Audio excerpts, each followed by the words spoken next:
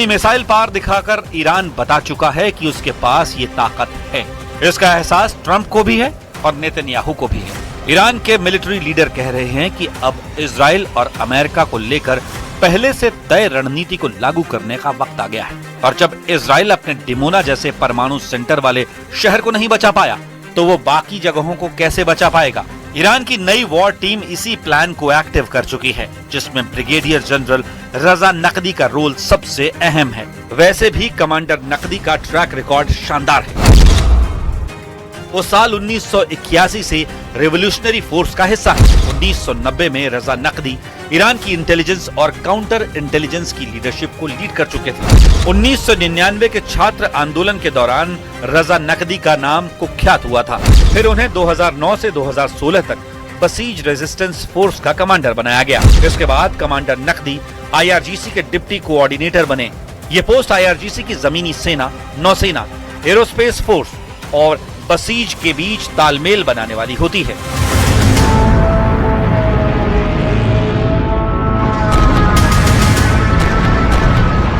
Iran पहले से कहीं ज्यादा फुल प्रूफ तैयारी के साथ वॉर मोड में है। ईरान के नए सिक्योरिटी बॉस ने ट्रंप को हॉर्मुज में मात देने का दावा किया है, जबकि ट्रंप कह रहे हैं कि हॉर्मुज स्ट्रेट पर उनका फुल कंट्रोल है। लेकिन तेल रूट पर सप्लाई के आंकड़े कहानी ईरान के हक में बता रहे हैं। इंटरनेशनल एनर्जी एजेंसी ने चेतावनी दी है कि दुनिया भर में तेल की सप्लाई हर दिन 43 लाख बैरल कम हो चुकी है। IEA के अनुमान के मुताबिक इस साल दुनिया भर में तेल की सप्लाई हर दिन 4% कम हुई है। IEA की जुलाई 2026 की रिपोर्ट में 37 लाख बैरल तेल सप्लाई की कमी बताई गई थी।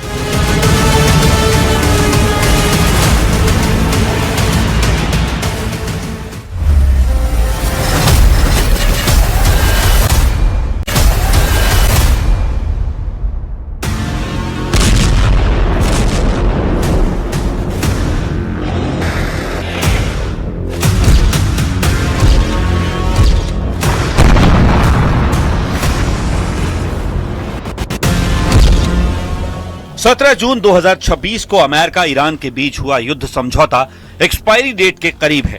कुल जमा 96 घंटे ही बचे हैं। 60 दिन की मोहलत खत्म होने वाली है। तो अब क्या होगा? ईरान क्या शांत रह पाएगा? क्या ट्रंप ईरान की शर्तें सह पाएंगे?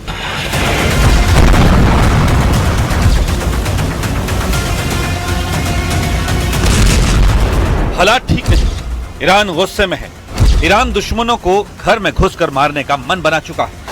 इस वक्त सब कुछ ईरान के हक में है। ईरान के पास मिसाइलों की कोई कमी नहीं। ईरान के पास वॉर कमांडरों का जुनूनी ग्रुप है, जिन्होंने अब दुश्मन देशों के इलाके में तहलका मचाने का ऐलान कर दिया है।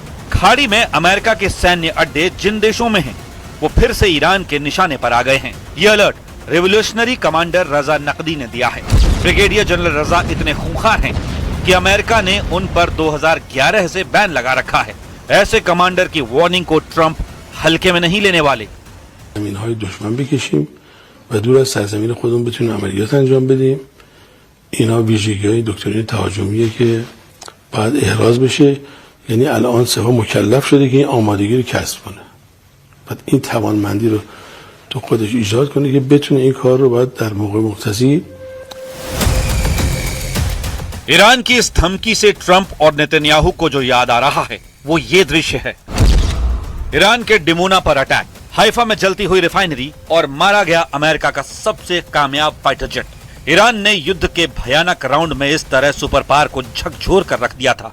ये तीनों तस्वीरें आज भी बता रही हैं कि ईरान के तेवर खूंखार हैं। ईरान ट्रंप के खिलाफ कुछ ऐसा करने जा रहा है जिसके बाद या तो ये जंग खत्म हो जाएगी या फिर शुरू हो जाएगा विश्व युद्ध।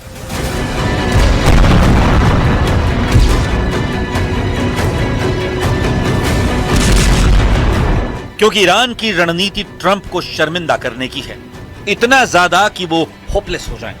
नेटो समिट में तुर्की की उनकी विजिट ईरान के इसी प्लान का हिस्सा है, जहां ट्रंप ने ईरान के डर से अपना प्लेन बदल लिया था। जुलाई 2026 के इस कांड से अब पर्दा उठ गया है। ट्रंप ग्रेटर रिस्क लेने को तैयार नहीं है। ट्रंप को ईरान से बहुत डर लगने लगा है। ट्रंप ईरान की रेंज में आने से खौफ खा रहे हैं।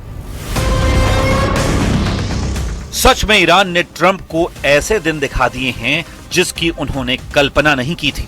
दुनिया के सबसे ताकतवर लीडर को ईरान ने डर दिखा दिया है। ट्रंप की ये फियर स्टोरी वॉर का रुख पलट सकती है। क्या हुआ था तुर्की में? ट्रंप ने क्यों बदला था अपना एयरफोर्स 1 प्लेन? उनकी फजीहत कैसे कर रहा है ईरान? इसका पूरा ब्यौरा सामने आ गया है। खुद ट्रंप ने कई अहम खुलासे किए हैं। So I go by Secret Service and the military. They wanted me to go on a different flight, a different plane, equal safety, but they wanted me to do it, so I do it. I do what they say. Why did they want you to do that? I guess there was a threat out there. I didn't really ask too much about it. I get a lot of threats. ये बात जुलाई में तुर्की में हुई NATO summit की है, जब Iran के पड़ोसी देश तुर्की की यात्रा पर पहुंचे ट्रंप ने अचानक अपना प्लेन बदल लिया था। उन्हें दूसरे प्लेन से यात्रा करनी पड़ी थी। तब द न्यूयॉर्क टाइम्स ने रिपोर्ट दी थी कि ऐसा इसलिए किया गया क्योंकि अमेरिका की खुफिया एजेंसियों ने खतरे की चेतावनी दी थी कि ट्रंप की सुरक्षा पर संकट आ सकता है, उनकी जान खतरे में पड़ सकती है। लेकिन अमेरिका ने कहा था कि ट्रंप ने उस प्लेन का इस्तेमाल किया जो कतर ने उन्हें गिफ्ट दिया था। उस आलीशान विमान की कीमत हजारों करोड़ में बताई गई। उसी प्लेन से वो तुर्की पहुंचे, लेकिन जब वहां से रवाना हुए तो दूसरे विमान का इस्तेमाल किया। खुद ट्रंप